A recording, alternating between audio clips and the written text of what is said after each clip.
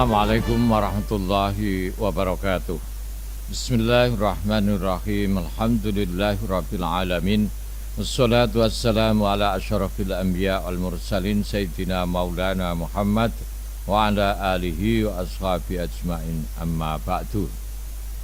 Selamat bertemu kembali dengan saya Muhammad Tajib di channel Kampung Ilmu. Channelnya orang-orang yang tetap istiqomah mencari ilmu.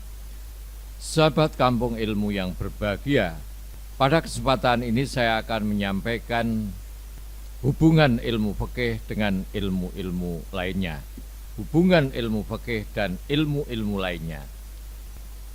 Ilmu fikih adalah ilmu yang membahas dan menjelaskan hukum syariat Islam dan sandaran-sandaran atau dalil-dalil yang digunakan untuk menyimpulkan hukum suatu masalah sehingga diperoleh salah satu dari hukum 5, yaitu halal, haram, sunnah, makruh, dan mubah. Membahas ilmu fikih adalah sama halnya membahas ilmu yang tidak ada habisnya. Begitu satu persoalan fikih dibahas, akan muncul permasalahan lain yang terkait, baik langsung maupun tidak langsung. Di sini kami akan mencoba melihat bagaimana hubungan ilmu fikih dengan ilmu-ilmu lainnya. 1. Ilmu fikih berhubungan dengan ilmu falak. Hal ini karena ketika kita membahas bulan puasa, Syawal, dan bulan haji, Rajab, serta waktu-waktu sholat, kita harus tahu ilmu falak, tahu pergerakan bulan dan posisi matahari. Tanpa mengerti ilmu falak, kita tidak bisa menentukan waktu sholat dan bulan tersebut dengan tepat. 2. Ilmu fikih berhubungan dengan ilmu geografi. Untuk menentukan kiblat, kita harus tahu di mana posisi kita berada dan di mana letak Ka'bah atau kota Mekah. Berapa derajat jauhnya dari Khatul Istiwa, sehingga arah kiblat dapat diketahui dengan tepat. Yang ketiga, ilmu fikih berhubungan dengan ilmu bahasa atau ilmu balaghah, yaitu ilmu bayan, ilmu ma'ani, ilmu bada', khususnya mufradat, dan kalimat-kalimat dalam Al-Quran dan Al-Hadis. Kalau tidak mengetahui ini bisa salah mengartikan. Yang keempat, ilmu fikih berhubungan dengan ilmu ekonomi. Dalam kitab fikih kebanyakan ada bab yang dinamakan babul buyu atau babul muamalah, yang di dalam babnya ini dibahas tata cara jual beli dan macam-macam transaksi yang dibahas secara detail dan panjang lebar.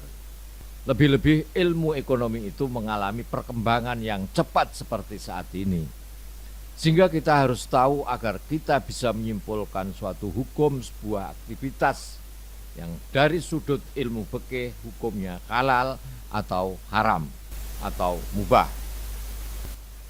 Yang kelima, ilmu fikih berhubungan dengan ilmu bagaimana cara mengelola harta benda dan kekayaan, seperti zakat, ghanimah, penukaran mata uang, bursa saham, dan lain sebagainya. Yang keenam, ilmu fikih berhubungan dengan ilmu mantek. Ilmu mantek itu adalah ilmu logika, ilmu yang membahas cara berpikir yang benar, bagaimana membuat definisi dan menarik natijah yang benar, dan bagaimana menilai sebuah argumentasi. Yang ketujuh, ilmu fikih berhubungan dengan ilmu matematika, terutama dalam pembagian waris, khususnya bab aul dan zawil arham. Nah, kalau belum pernah belajar faraid tentu asing, tentu tidak paham apa itu bab aul dan zawil arham. Saya tidak akan menjelaskan itu, silahkan dipelajari di ilmu faraid. Yang kedelapan, ilmu fikih berhubungan dengan ilmu nahwu dan shorab. Ilmu ini untuk menentukan i'rab dan sigot kalimat dalam Al-Quran dan hadis. Dengan ilmu ini kita bisa menentukan kedudukan suatu kalimat secara tepat, sehingga kesimpulan hukum yang kita ambil juga akan tepat.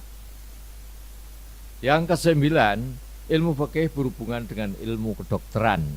Karena ilmu fikih membahas darah haid, darah istighatsah, orang-orang sakit, meneliti dan memastikan kematian seseorang, dan lain sebagainya.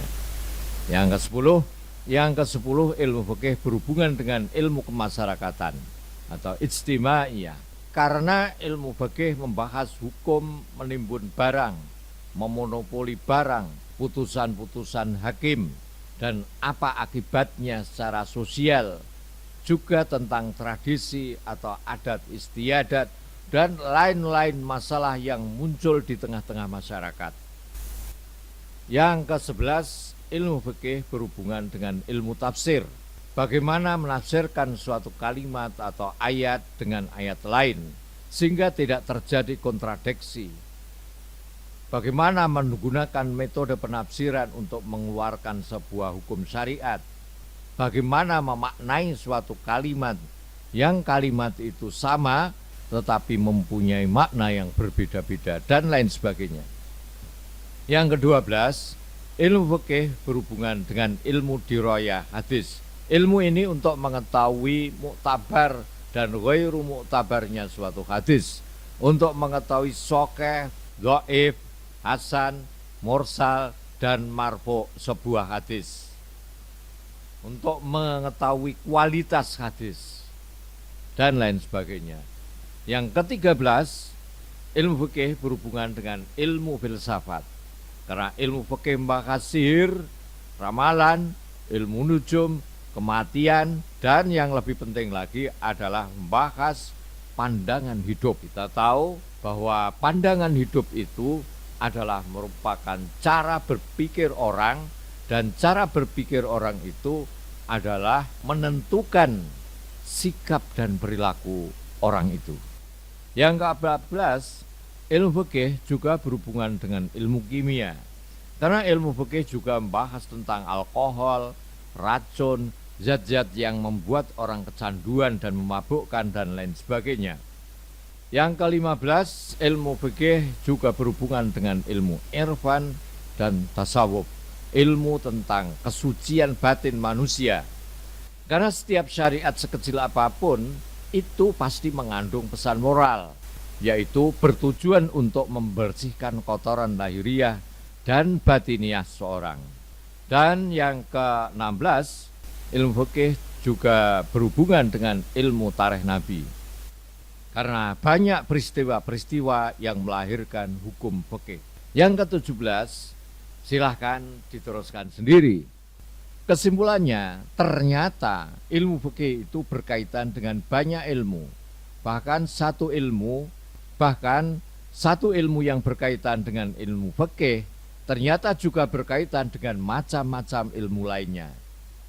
Seperti ilmu fikih berkaitan dengan ilmu kedokteran. Ilmu kedokteran berkaitan dengan ilmu apotek. Ilmu apotek berkaitan dengan ilmu fisika. Ilmu fisika berkaitan dengan ilmu matematika, dan seterusnya. Jadi ilmu satu sama lainnya itu saling mengikat. Silahkan ditambah lagi, apa hubungan ilmu fikih dengan ilmu lainnya? Ya, kalau demikian betapa sedikitnya ilmu yang kita ketahui. Seorang ulama yang ilmunya sudah mumpuni untuk mengeluarkan suatu hukum atau fatwa hukum, tentunya setelah mengadakan kajian secara komprehensif, telah menganalisa, meneliti dari segala sisi secara menyeluruh. Nah, ulama yang semacam ini disebut dengan mujtahid. Orang-orang awam seperti kita ini dianjurkan untuk mengikuti mereka, mengikuti para mujtahid. Ikut seorang mujtahid seperti Imam Syafi'i, Imam Hambali, Imam Hanafi, Imam Maliki, dan lain-lain adalah boleh. Assalamualaikum warahmatullahi wabarakatuh. Muhammad Ajib.